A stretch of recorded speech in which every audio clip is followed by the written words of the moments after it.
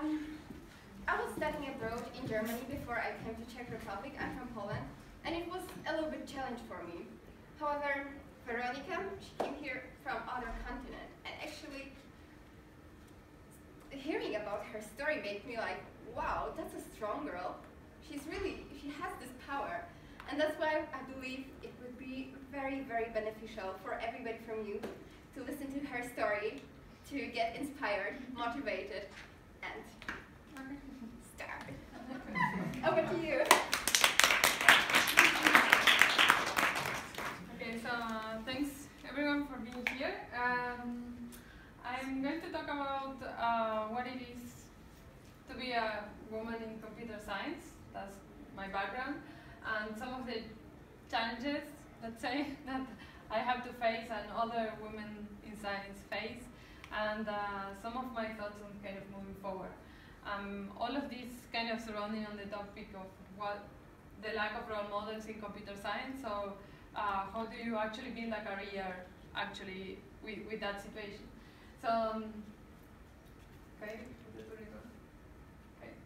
So for those who don't know me, my name is Veronica, and I'm from Argentina. I came to Prague in 2013, almost 4 years ago. I came here for 1 year and a half, and then I'm here for 4 years. So, you know, Prague has big things. I work for the Cognitive Threat Analytics team, which is in the Charles Square Cisco building. And I work as a researcher and an intelligent analyst. And my job is to understand what malware and computer viruses are and do, and try to find ways to better detect it so we protect customers. Right now, CTA, our product, has like roughly 1 million users, so my job is to try to protect as many users as possible.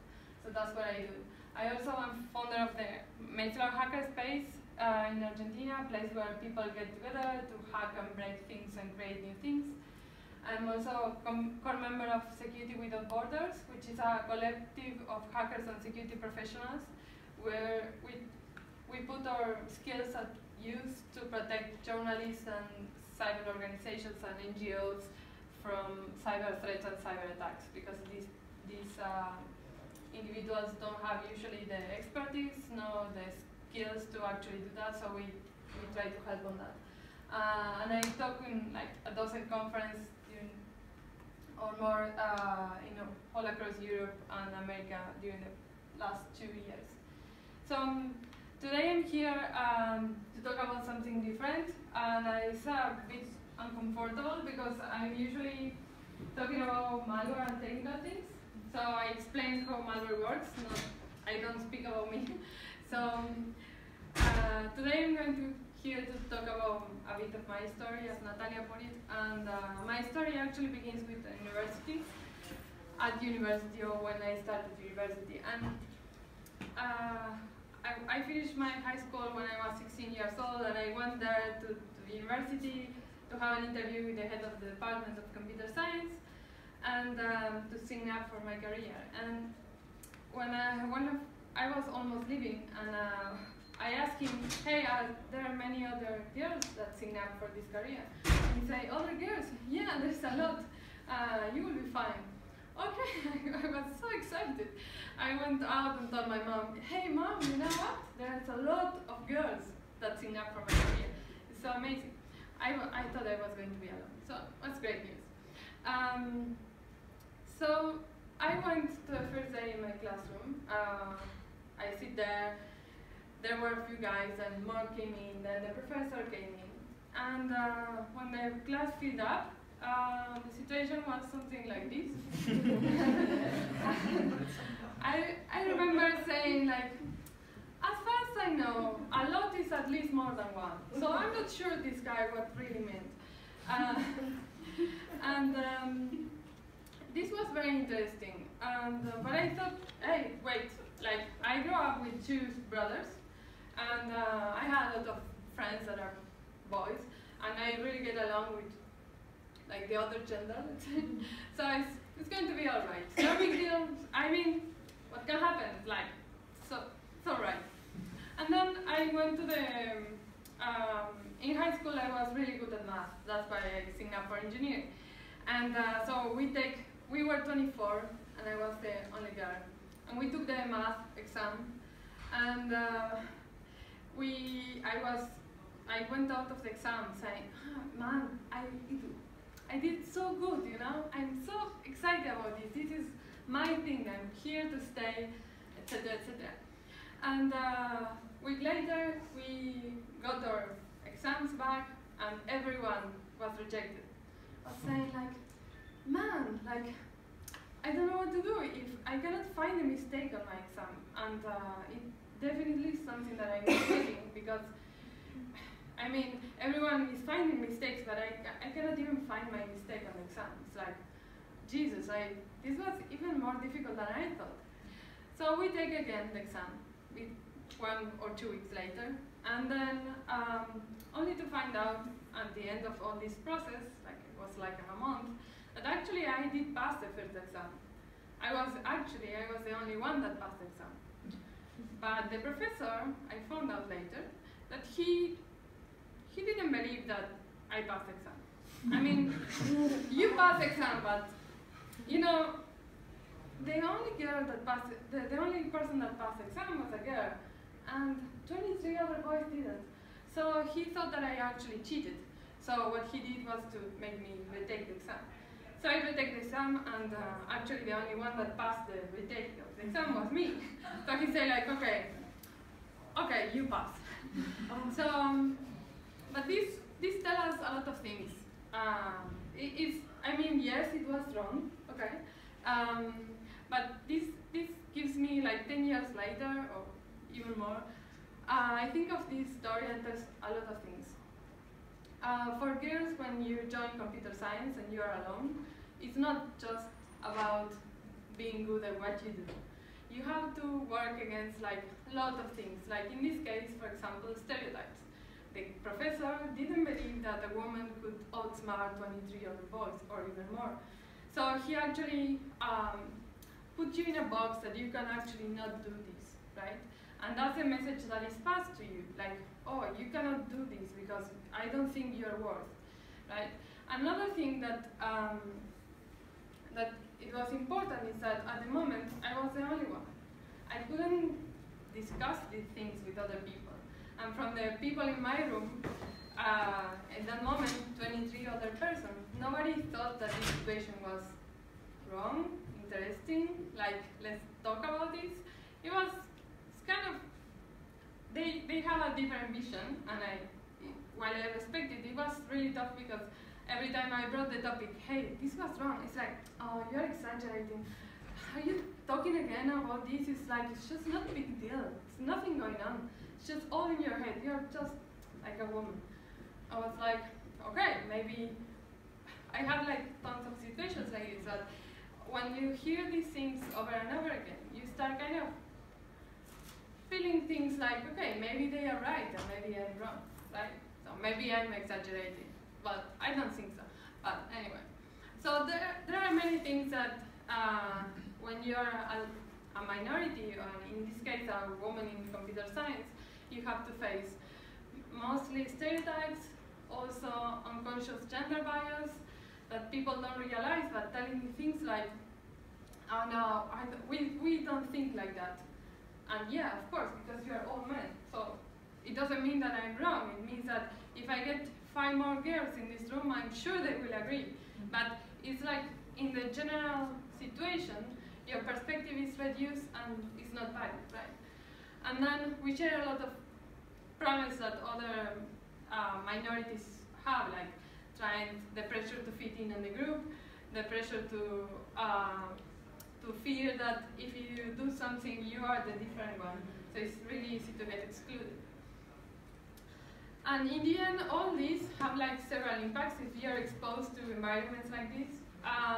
Like most of the girls that I talk that are around my age, you hear them talking and they say like, oh, that's cool, the analysis you did on that malware. And they say, nah, it's nothing, it's like, nah, I did nothing, it's just something really small that doesn't importance.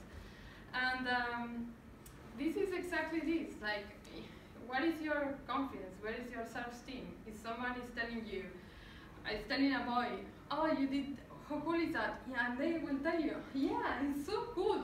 Like, here is what I did. And a woman just don't say that. And those are signs of kind of self-confidence and self-esteem issues that if you look at that alone, it's just the indicators that actually the problem is on the environment, because why a person like this actually have this type of problems, because of course the environment helps to build that. And all of these things and all these environments, in the end, the thing that in the end makes you feel is alone. Like, for years I thought I was the only one living these situations, and I was thought that I'm sure that if there are other girls around, I'm sure they will be doing okay. I don't think they will share the same problem. So I changed scenarios and cities a lot for the last 10, 12 years, moving every 3 years to different cities, and the scenarios keep looking like this. And you can see a number. You can see, yeah, 12 people, 2 girls, 16% of women. That doesn't sound like that bad. It's like, it doesn't sound that bad, actually. But from a personal perspective, this doesn't mean anything. What it makes me feel is this. And this is the best representation of actually what I feel when I'm alone in a full class of boys, or at work when the whole other people are boys. Because, yes, when we work professionally, there are technical skills that you can show. And they are all the same, boys and girls can have the technical skills. But when you are thinking, and when you are sharing other things, this situation of being the only girl surrounded by all boys, what makes you do is try to do things like the boys do it, and to try to speak like they do, and to try to behave like they do. And actually, in this case, I'm not a dark, right? I'm a son. So understanding this is kind of important, because a lot of effort is spent like, okay, let's try to fit in. Well, yeah, you can try, but you will never fit in, because you are kind of different. And what I observe is that there is a lot of women in computer science, when you have classrooms, when you have talks, etc., there is this fear, underlying fear, that is, can I really speak my mind? Or can I really be as good as I can do? I'm allowed to actually do that? Because in the end, there is always some kind of fear of retaliation. And it's not only because of women in science, but in every minority. If you are different and you do something that the majority doesn't like, what is the effect on your life? It's really easy to say, okay, let's make groups. Okay, we don't want her, right? So it's kind of, you start to talking less, you start to sharing less, you start to lowering your head, you start to kind of trying not to be there so nobody can actually see you, and things like this. So in the end, this is kind of there are 2 options, because when there is fear, we go back to these primitive stages, like you can stay and fight, or you can leave, right? So fighting is exhausting. Fighting is really exhausting. So if you have to fight for everything that you do at work and school, university, etc., it's really exhausting. How many years can you stand like that? And leaving is what most women do. It's like, you can see the amount of girls that join university for computer science and how many of those actually finish. The percentage is really small. So there is something that is really exhausting, so they just give up. But in my case, I love what I do. So doing nothing or not being my best is boring. As I said in the beginning, I'm a hacker, and hackers move to curiosity and for things that are interesting. And I don't want to be the work that I love to be boring. I need it to be interesting. So what I found is that, and it took me like 10 years, roughly, because I seriously thought that there was no one else out there. And I found out that actually we are not alone. And it took me, seriously, it took me a while. And when I discovered this, it was like, oh my God, seriously. And I have to thank the Nobel Prize winner, Tim Hunt, because he said something like was a bit outrageous at the time, and still now maybe. He said in a conference that he was talking about having science labs join or mix between boys and girls or men and women. And he said 3 things happen when they, women, are in the lab. You fall in love with them, they fall in love with you, and when you criticize them, they cry. So, and he said that after winning the Nobel Prize. And he was in a conference that was broadcasted, and the effect of this was amazing. And I'm really thankful that he actually did that, because it's not good for him. I think he quit his job and some other things. But he caused that all the thousands of women across the world get completely outraged about this. And what they do, they started a Twitter trend with this hashtag, Distractly Sexy, that you can actually look it up in Twitter. And what they did was they started to share pictures of themselves at work. And they were there saying, hey, we are scientists. Hey, I'm a scientist. Hey, I'm a scientist. We are scientists. We are surgeons, scientists. We are scientists. We are scientists. And there are thousands of pictures like this, with hundreds and thousands of women. And when I saw this for the first time, it was really impressive. It was amazing. And I was almost crying when I started seeing the pictures. I was there and people just keep posting them. And there were just endless tweets with new pictures. And some people say like, yeah, this is so fun. And for me, it was life-changing, because suddenly, it was like, okay, if I look around, I might be alone, right? But if I look over there, there's thousands of women doing this different but same kind of work that I do. And I'm sure they are having a ton of situations like this, like even the Nobel Prize winner said, right? So this mistake of him, what he did was to bring all these thousands of women to the spotlight and put themselves there.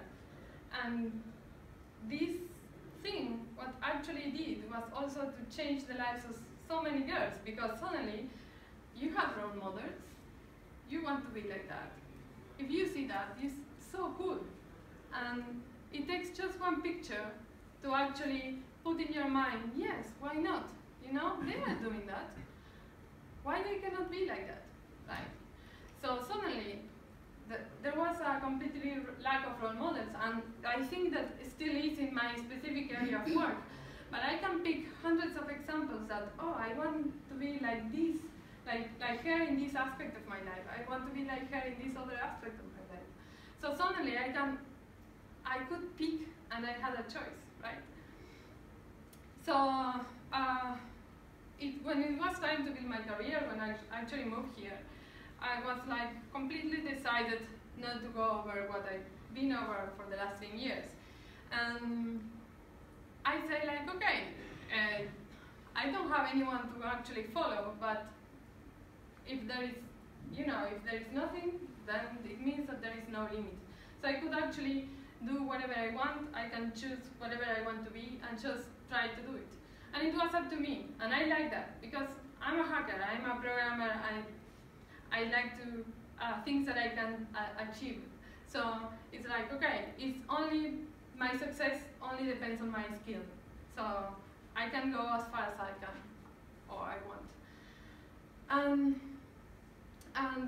Yeah, so I did, for example, one year and a half ago, I wanted to become an international speaker. And say, okay, a better speaker at least. So, okay, how do you do that actually? And okay, so if you want to speak, just go and speak. Propose a talk and just go and speak. So I did, and actually, the first talk that I submitted, I was rejected. I was like, ah, man, this sucks. I don't like this feeling. Okay, but there is another one. So I will just submit another one. If they are not interested in my topic, I will just drop it, you know. And actually, they accepted me. And then I start submitting talks. And last year, during the last 12 months, I spoke in like 12 or 13 conferences all across Europe. I went to Canada, I went to Israel, and actually I was a bit surprised. I had even 2 conferences on the same week, and I was like, I was counting that some of the conference would actually reject me. So I didn't plan for actually being the 12 talks proposal being accepted. So like, okay, now I have to travel. Okay, and then 1 year later, 1.5 years later, I can say that I can go up stage and stop trembling like I did 1.5 years ago. But it's just a matter of picking something that you want to do and just try to do it. And what is really important as well is trying to find your people. That in my case is trying to find people that actually I can share who I am, I can be authentic. So if I go to a party with all these women dressed like, I don't know, like super with dresses, I will really feel uncomfortable because, you know, so if I wear dresses from time to time, but it's not like my comfort zone. So for me it's easy, like, can I find a group of girls that actually when I talk about malware they will understand, like we can have a conversation. And actually my friend Marion Marshallak, the one in red, she organized 2 years ago a workshop of female engineers interested in reverse engineering malware. And it's taking apart the code, you know, and understanding like the inner workings. And it was free. The only thing that you had to do is to travel there. We all stay in her mom's house. So we had like 15 or 14 girls from all across Europe and also Israel and Russia and a lot of places. And for the first time in my life, we sit there and it was amazing. The feeling was amazing. It was like, okay, I'm sharing a joke about malware and they actually laughing. So, and they are good, so they share my same problem. And when we talk together and say like, okay, oh, that's so cool. Oh, no, it's nothing. Hey, you are doing the same thing that I'm doing. That's not fair. How is we share the same problems. So you can actually identify, and this group of people, we keep communicating together because it's so good. It makes us so good. Carla Harris, she works on Wall Street, very tough environments, but she works there and she worked for 20 years. And she said, authenticity is at the heart of your power. And she's so right, because when you're trying to be dark, but you are a sun, you are not being authentic. You are not giving your best. And right now, companies and businesses need creativity, need new ideas, need everyone to put 100% of themselves. And you cannot put 100% of yourself if you are actually trying to be someone else. So finding your people in a place where they accept you as you are and you are being authentic and they hear your thoughts is really important. And one of the things that I think about all the time, because I have all this group of girls that we try to help each other and we see the same problems over and over again, is that no matter what happens, the important is to move forward. And sometimes we have some men giving us advice, and that doesn't help so much. And some advice that we hear is like, yeah, you know, you should get a husband, have kids. Well, you know, no, that's not what I want to do. Like, seriously, if for us to move forward, we don't need special help. Just don't get in our way. Just leave us go. Another thing is that I think everyone is in a position to make a change in this environment. It doesn't require any special ability. It's just trying to understand. When I'm answering this question, that there is one girl in the room and she's talking, I'm actually hearing what she's saying is actually I'm hearing through all the filters of gender bias that I have been growing up with. So if she's saying an idea and somebody else is taking it, is that right? Should I leave it like happen, or should I actually say, hey, it was her idea, let's listen to her? So there are a lot of small things that we can do. And actually, when I joined Cisco 4 years ago, our team here in Prague, cognitive analytics team, it was something like this. It was like maybe 40, 50 people. There were 4 women, and only one, which was me, with an engineering background. And yeah, it was challenging, but it was different from before, because right now I was the only one doing what I do, so I have like plenty of liberty, and they will listen to me, and it was great. But I really don't like this disparity, right? So, and right now, because of all the effort we were putting into this, the picture looks like this. And we will have 4 in total engineers working, female engineers working with us. One already started, one is a student, and one is, she's moving also from America to here. And yeah, if you look at the percentage, the increase is really small. But if you look at the amount of engineer girls, it multiplied by 4. And this is not something that you will see in every company, in every team. So, and all of them are working for me, and or with me, and it's a bit scary for some people. Because it's like, my friends usually, they joke a lot and say like, if we already have some problems with you, like imagine 4 people, like women, in your team. It's like, Jesus. But you know, we can take it everywhere. It's like, I'm not looking specifically for girls, but for my type of job, it's excellent, so why not, right? So, I think that going with the theme of the session today is that everyone has here the opportunity to inspire others, to collaborate, and to actually lead. Because I didn't realize that when I'm on YouTube, on some conference uploads my video on YouTube, I'm being an example for other girls as well. And it took me a while to realize that, but actually it's nice, because you know, I wish I could have someone that I could watch on YouTube and say like, okay, she could improve actually her speaking skills, but the talk was good, right? But you have someone there that is kind of like you, so that is really important. So, yeah, that's my talk. Thank you.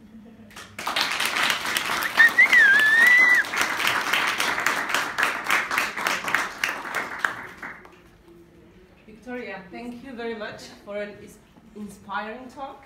Thank you. It is good to know that we are all not alone. We have a little present for you. So, a little topic of collaboration or women of impact.